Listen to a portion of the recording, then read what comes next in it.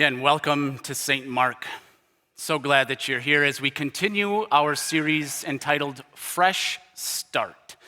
This is all about taking a look at your journey with Jesus, where you are, maybe where you need to be, and then considering what that looks like. I am not a gardener. My parents had vegetable gardens all while I was growing up. We grew the normal corn, peas, beans, carrots, tomatoes, those good things. My grandparents on my dad's side have had vegetable gardens and immaculate flower beds and a variety of berry bushes for as long as I can remember. And I'm pretty sure they're still taking care of all of those different gardens well into their 90s. I've grown up around gardens and gardeners my whole life. I even tried to plant my own garden for the first 3 years when we lived in West Bend. But I think out of those 3 years, we maybe had one harvest that was somewhat passable and edible, that wasn't a complete bust. But between coaching summer weightlifting, which was 4 out of the 5 days a week, summer football camps, having 2 young kids at home, and then having to start a new football season and a new school year every fall, our harvests were less than what we were hoping for. I was really busy. My wife was really busy. Our family was too young. There was too much shade over the garden because of the trees in our backyard. It didn't get enough sunlight. The soil just needed way too much attention and effort in order to produce something edible. It just didn't work. Now, all of those are just excuses, right? I could have made it work. But if I'm being completely honest, I just don't like gardening. That's really what it comes down to, right? I've never enjoyed gardening. Picking weeds is not stress relief for me. It is not relaxing. In fact, I think it does the exact opposite. Gardening has not become a personal hobby or a passion of mine. It's just not my idea of a good time, because to me, it seems like a whole lot of extra work, extra time and energy and effort and blood and sweat, and in my case, a few tears, for not a lot of return. It just doesn't seem worth it. So from my personal experience, I would rather go to the grocery store or a farmer's market or one of those roadside vegetable stands, and I will pay someone for the products of their passion and hard work. Now, I know I may have upset some of you because I know we have master gardeners in this congregation, and you guys love planting and harvesting and growing beautiful flower beds. I love the De Pere campus because we can walk through all of those immaculate flower beds, and then we have a vegetable garden in the back, and I don't know how you people do it. I don't have a green thumb. Okay, I know the basics of planting and watering and fertilizing and growing and harvesting. I just don't know enough. Okay, you have the green thumb. I have whatever the opposite of a green thumb is. I can look at a plant and it will die. It's not what I can do, kind of like fishing. I don't do fishing either. So whether you have a green thumb and you are a master gardener, or if you're like me, I think we can all appreciate and understand the picture that Jesus uses from John chapter 15. So if you have your Bibles open, you have the Bible app open, go back to John 15. We're going to focus in on verse 5. But Jesus uses an illustration from everyday life. The first century Jewish people were a very agricultural society. So they had crops and vineyards and farms all over the place. So he took an example from everyday life to make sense of a deep spiritual truth about how we are connected to Jesus and our relationship to him. John chapter 15, verse 5, Jesus says, "I am the vine, you are the branches. If you remain in me and I in you, you will bear much fruit. Apart from me, you can do nothing." Sounds pretty simple, right? It's plant 101, gardening 101. You have a vine, you have some branches, you get some fruit. Jesus is the vine, we are the branches, we produce fruit. As long as we are connected to the vine, the sustainer and the one who gives us spiritual nourishment, we will be able to live that life of Christian character and integrity that Pastor Parlow mentioned last week as we began this sermon series, Fresh Start. Even though it's a very simple concept and illustration to understand, sometimes it's very difficult to put into practice. One reason it's so difficult to put into practice, at least in my opinion, is that when we look at the Christian life and what it takes to be connected to the vine, sometimes we just don't want to do it. We look at the time and the energy and the effort and the blood, sweat, maybe even tears that it takes to remain connected to Jesus, but it looks like all of that is for very little return, at least in this life. Especially in a society which is growing more and more hostile to Christians and Christianity. We might think it would be easier to distance ourselves or maybe even disconnect ourselves from the vine because we think that's going to make our lives just that much easier, that much less stressful. Plus, we're really busy already. This is just going to add another thing to that long to-do list, and we have so many other things we have to worry about. Another reason why we may not want to put in the work and the effort that is required to stay connected to the vine is because we've convinced ourselves that we're doing pretty well on our own. Maybe we don't need Jesus. Our selfishness has blinded us to our true spiritual condition. We think we don't need Jesus because, well, maybe we have our life pretty well put together. We can't complain more than anybody else, and we've got this false sense of comfort from our personal or professional achievements and fulfillments. So when we look at our lives, maybe we've become a little bit too self-sufficient, self-reliant, and maybe we're looking at our own self-righteousness. And because we're doing that, we've almost made Jesus optional in our lives. Until, of course, we really need him. That's our fatal mistake. If we convince ourselves that Jesus is optional, we fail to realize just how much we need him every single minute of every single day. Jesus is not optional. He is the source of our life. In fact, he is our life. He is the vine that nourishes and supports all of the branches that are connected to him. He is the one that produces those good fruits, those good works through you. Because you have no power to produce any type of good fruit on your own. Apart from Jesus, you cannot do anything good in God's eyes. Neither can I. No one can. Because God's standard is perfection.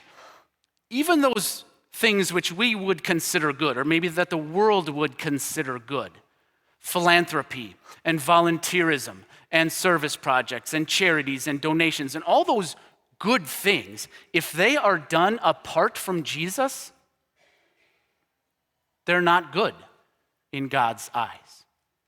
Because his standard is perfection. He is the one who determines good and bad. But in our sinful nature, and because of the world that we live in and because of the devil himself, we have tried to redefine what good and bad are to suit our own purposes and agendas. But God sees things differently than human beings do. His standard remains perfection. He doesn't change his standards depending on his mood, his feelings, or the day, or the person. That standard is perfection for everyone. And you and I have no ability, no capability to approach that level of perfection even on our best day. So how can we remedy this situation? Is it really about working a little bit harder? Is it really about putting in more time and energy and effort? Is it about weeding out all of those sinful choices and bad habits that we've made in an attempt to clean our lives up just enough so that when God looks at us, he at least sees that we're trying? Is that what it's all about? Absolutely not. There's nothing that we can do to fix our spiritual reality. There's no amount of weeding or pruning or watering or fertilizing or tilling that we could do on ourselves and on our own lives that will enable us to produce more good fruits. And there's nothing that we can do in producing those fruits that will produce enough that we can present them to God to try and buy our way or barter our way into his heaven. You and I have no capability to do anything on our own of eternal value. If we keep this plant analogy going, on our own, we should be chopped down. We should be dug out. We should be thrown into a pile. We should be burned. That's why we need Jesus. That's why we need to be connected to that vine, because he is the source of our life. In fact, he is our life.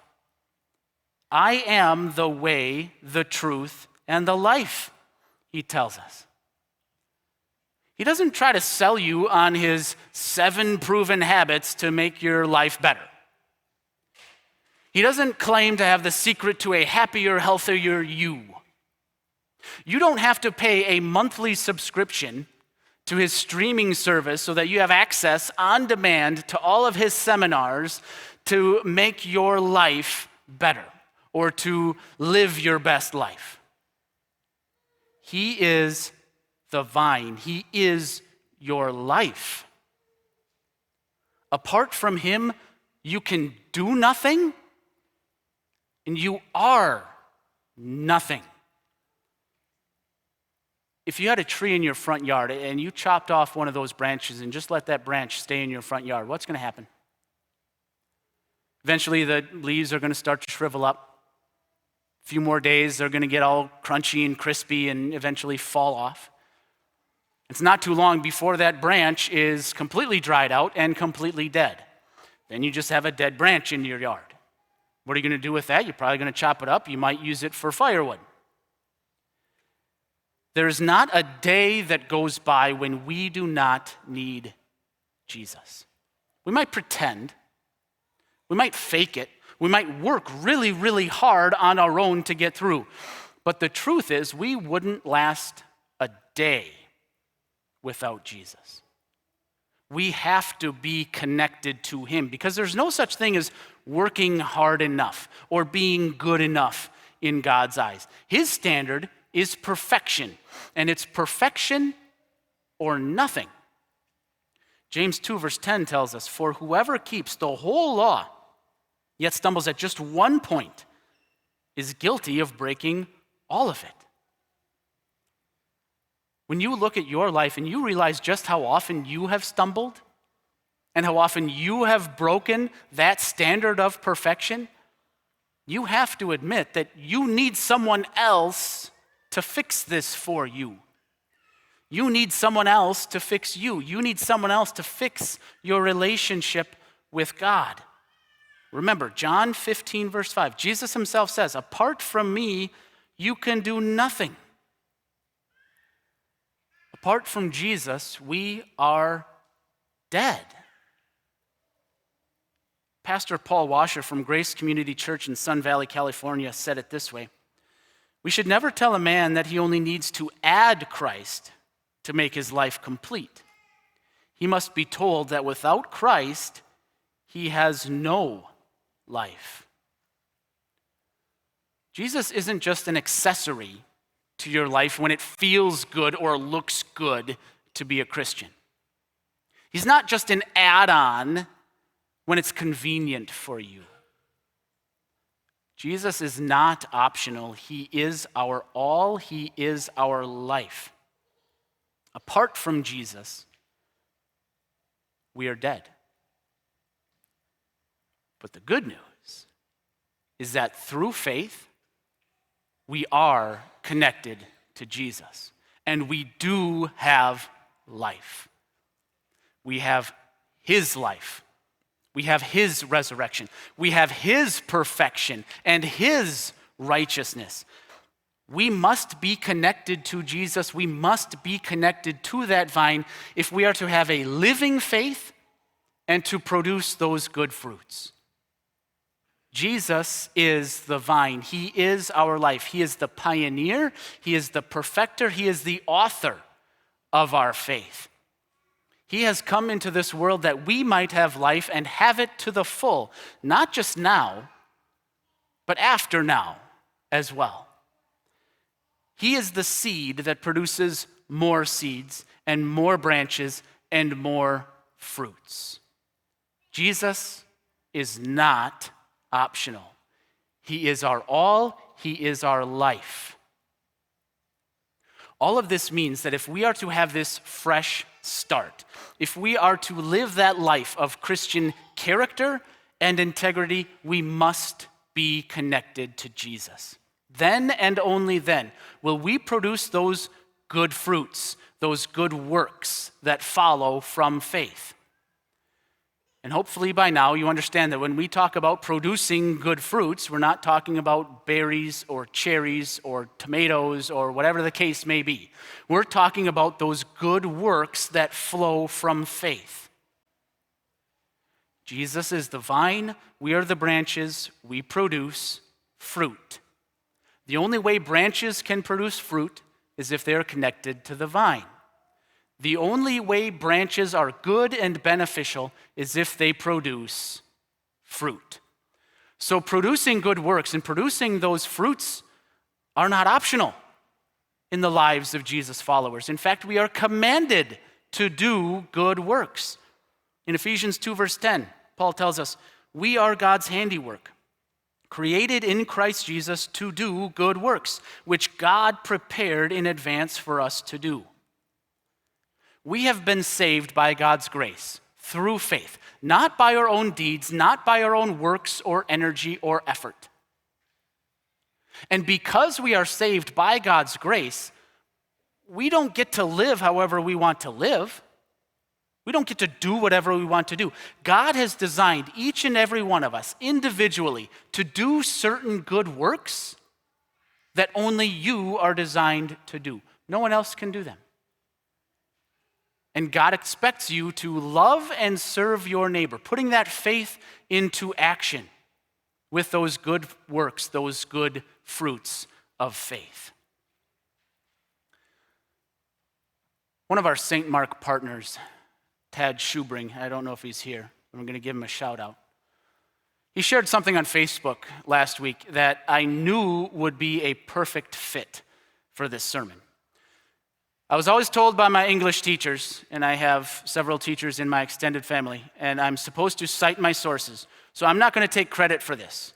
Tad shared it from a woman named Joan Carson on June 25th. It was her post. Tad reposted it. I'm sharing it with you now. Here is what that post said. So if you want to go back, you can check this on Tad's Facebook page. When God wanted to create fish, he spoke to the sea.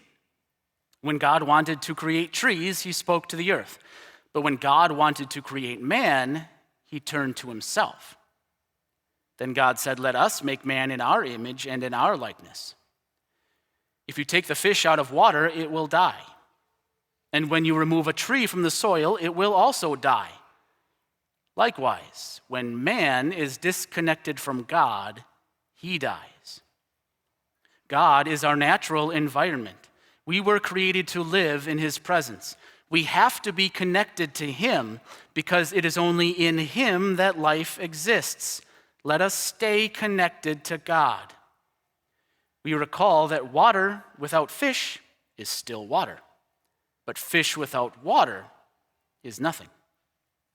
The soil without a tree is still soil, but the tree without soil is nothing. God without man is still God, but man without God is nothing.